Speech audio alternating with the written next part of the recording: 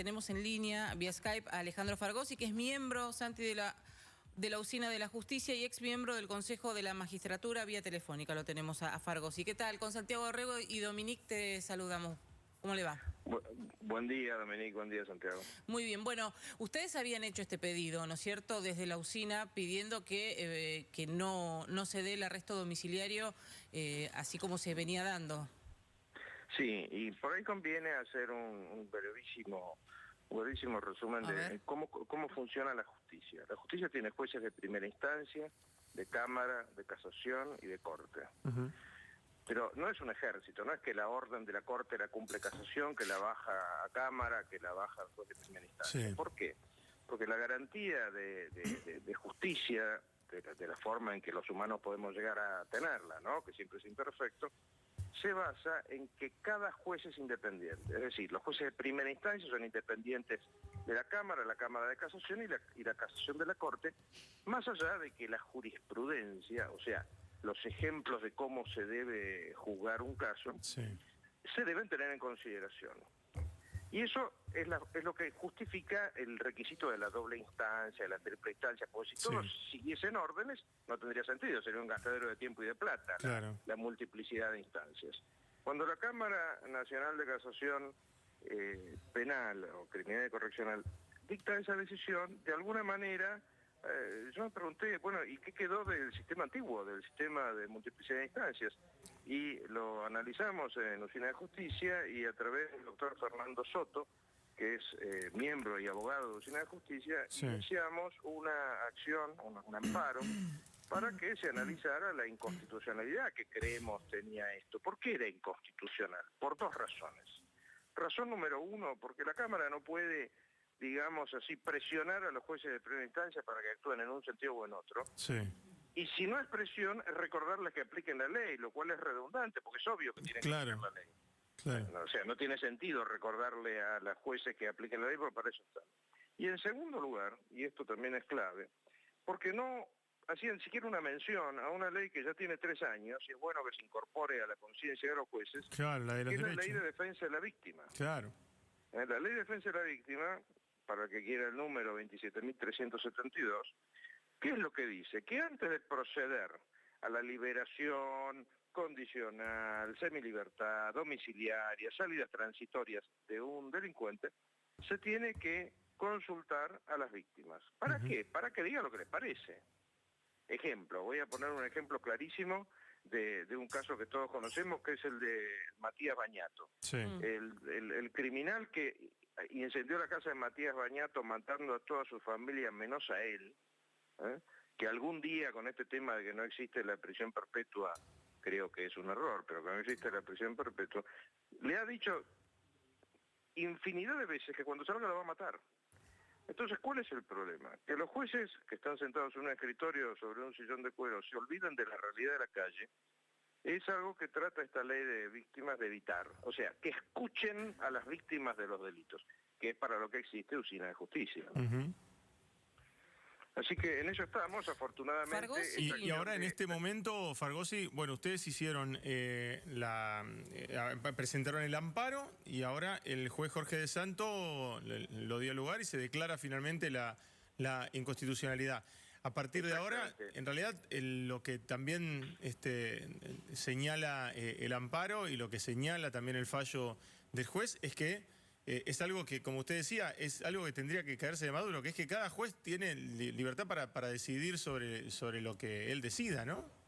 Sí, y también tenemos que recordar algo que es importantísimo en materia penal. En materia penal, cada caso es diferente del otro. O sea, las cosas no se pueden hacer al voleo, decir, bueno, todos los homicidas para esta bolsa, todos los violadores para la otra. Cada caso debe ser analizado en detalle. Gracias a Dios, el doctor de Santo ha tenido la corrección jurídica y la valentía de dictar esta declaración de inconstitucionalidad. Veremos si es apelada, si no es apelada, bueno, eso lo dirá el tiempo.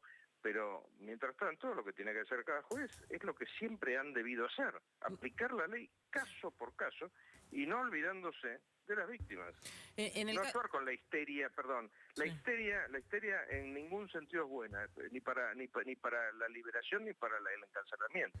Exacto, no, eso me parece súper importante, Fargo. Y justamente para no colaborar con esa histeria, ni mucho menos, obviamente nadie quiere que un violador con todos los antecedentes, sabemos que sucede, quede con arresto domiciliario, ni un asesino. Pero leyendo un poco también la información en los datos fríos, en la provincia de Buenos Aires, por ejemplo, desde el 17 de marzo al 17 de abril, por ejemplo, salieron 2.244 presos. La mayoría porque cumplió, porque también hay gente que cumplió su pena, su condena, es el sistema jurídico judicial que tenemos, y también si una persona cumplió su condena, está bien que salga en libertad y es su derecho, y que dentro del resto de 637 reclusos que recibieron el beneficio de arresto domiciliario, 439 lo hicieron por el riesgo del COVID-19. ¿Qué cifras manejan ustedes? Sí, son similares. Lo que pasa es que es muy difícil. Uno de los tantos problemas que tenemos es la poca transparencia de las cifras. Aparentemente rondan en eso, pero claro, como hay que recaudar la información, no todo el personal está trabajando, no todo el mundo pasa el dato. Es muy difícil saberlo. Lo que sí es muy importante, creo, recordar es que es clave que todos los jueces, igual que ustedes, igual que los abogados, igual que todo el mundo, son responsables por lo que hacen. Con lo cual, los jueces que hayan roto su deber, que hayan incumplido su deber de aplicar la ley con objetividad, tienen que ser evaluados y eventualmente sometidos a juicio político. Esto es muy importante. Ser juez no es entrar en un Olimpo en el que están más allá del juzgamiento. Ellos también pueden ser juzgados. No, por supuesto, pero para hablar y para no generar ni histeria ni mucho menos, Fargosi, no es que ha habido una liberación masiva de reclusos por el tema del coronavirus. Y bueno, ahí entramos como a veces se dice, ¿no? Definame masiva. Yo creo que sí la ha habido. O sea, en primer lugar, ¿sabe cuál es el problema, Dominique?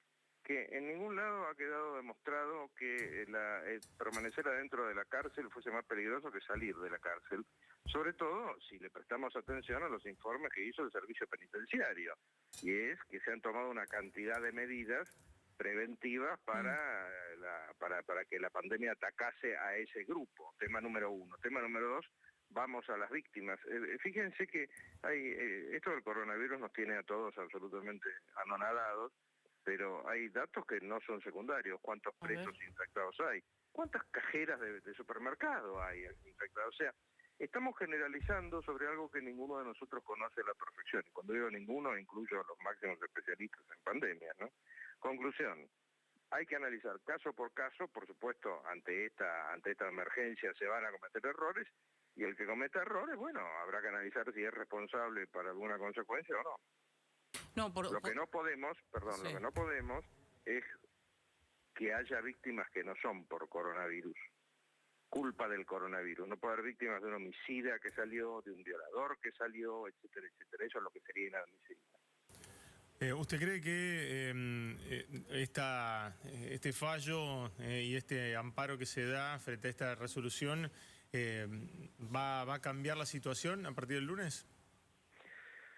Es muy difícil hacer futurología en ese sentido. Lo bueno de este tipo de declaraciones, que son declaraciones, digamos así, de principios, es que aquel juez que tuviese alguna duda ya tiene un punto más firme donde apoyarse si cree que es inconstitucional. Pero ojo, acá hay algo importante, y es, volvemos al inicio de la conversación. La independencia de los jueces hace que otro juez pueda pensar lo contrario. Sí, claro.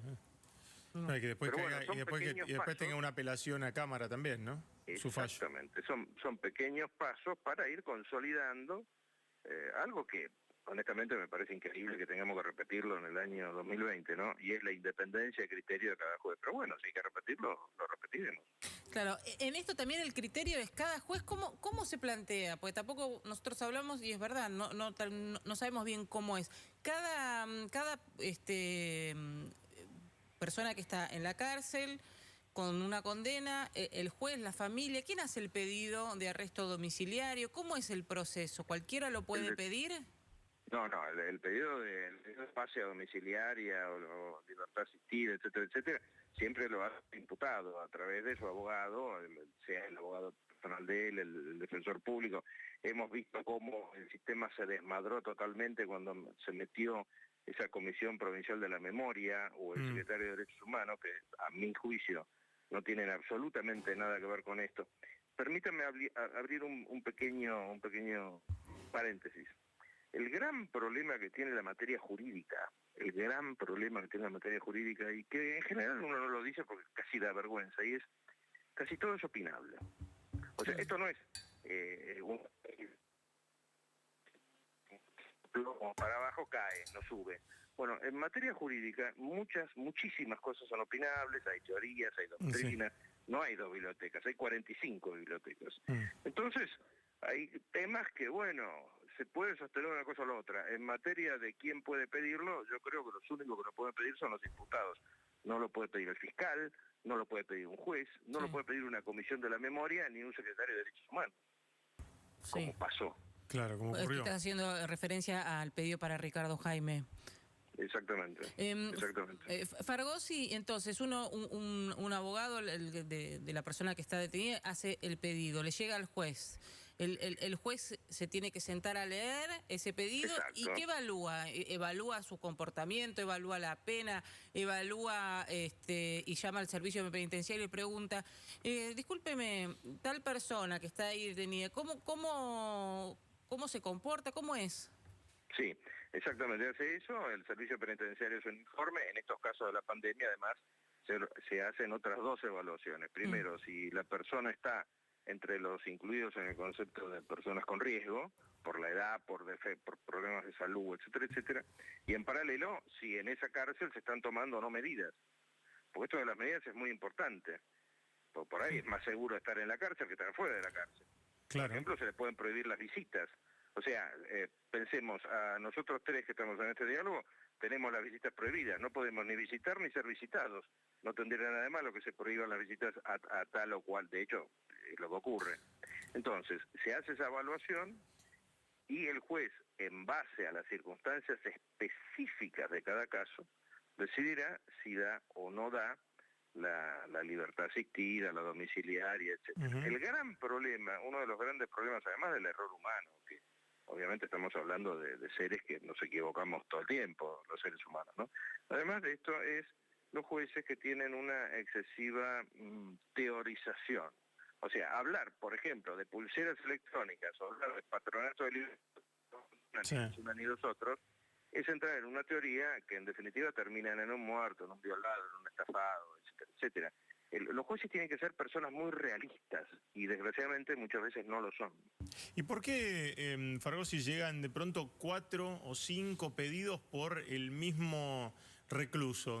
Como nos han llegado versiones que dice que de pronto estaban llegando 4 pedidos ¿es por diferentes abogados o por diferentes que están coaccionando sobre los mismos casos?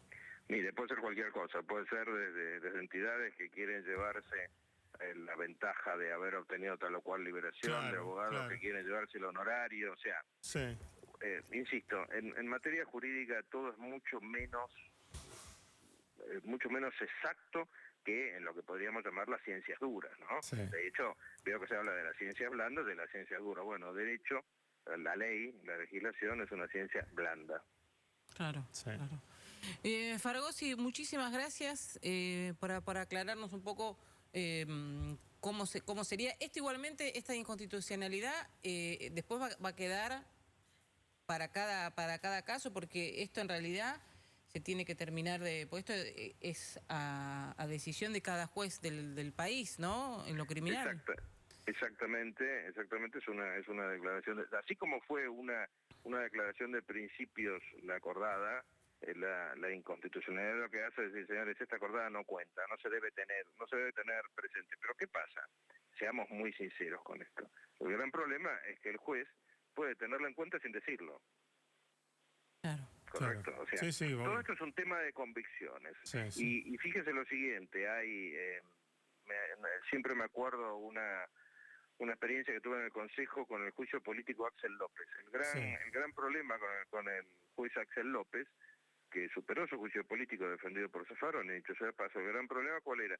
Que él había considerado que los dictámenes psiquiátricos del servicio penitenciario no eran válidos porque no estaban fundados. O sea, él como juez, como abogado, que en definitiva es lo que es un juez, consideró que sabía más que los psiquiatras del servicio penitenciario. Claro. ¿Y cómo llegan a esa conclusión? Por esto que le decía, que el derecho es una ciencia blanda. Sí, queda claro.